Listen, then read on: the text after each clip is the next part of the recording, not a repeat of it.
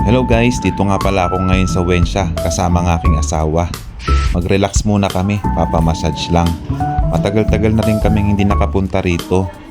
Tingnan natin kung may pagbabago. Ito na nga pala ang aming bracelet na gagamitin sa aming locker. Let's go guys, samahan nyo kami. Ito na nga pala yung locker ko, itap lang yan, ganun pa rin naman. Bihis muna tayo guys. Ito nga pala yung damit ko. Tara, magpalit na tayo.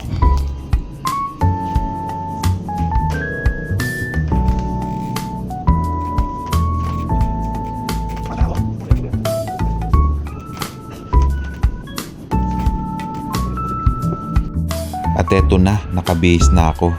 Buti may nagkasya. Wala namang pinagbago ang Wensha, ganun pa rin ang facility nila. Pati locker nila, walang pinagbago.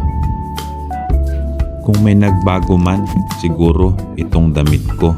Dati kasi color green ito, pero ngayon color blue na. Guys, hindi nga pala ako nag-jacuzzi dyan kasi madaming tao. Medyo nahihiya kasi ako kasi nakahubad ka dito.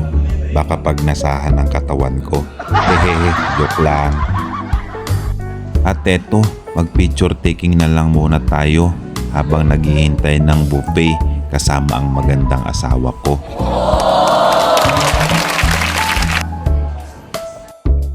Ito nga pala ang itsura ng dining table nila.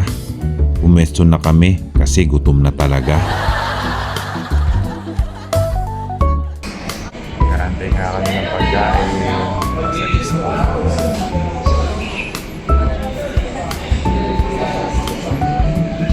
Massage. At eto na, open na ang buffet nila.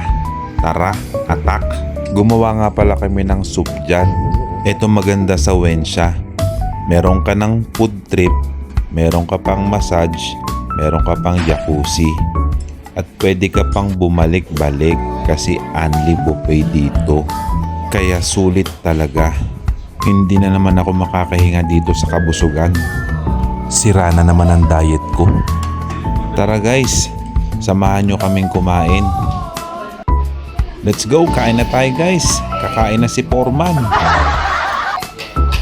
At bago tayo kumain, magpasalamat muna tayo sa Diyos sa mga blessings na natatanggap natin.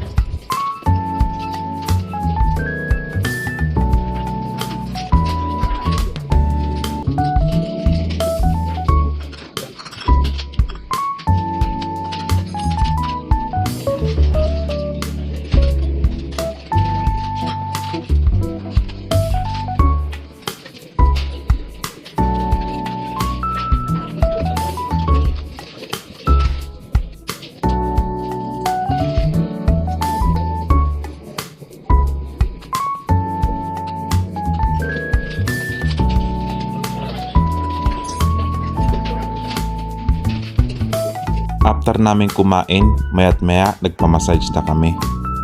Di na nga pala ako nakapag-video sa loob kasi bawal daw. Kaya eto, picture na lang.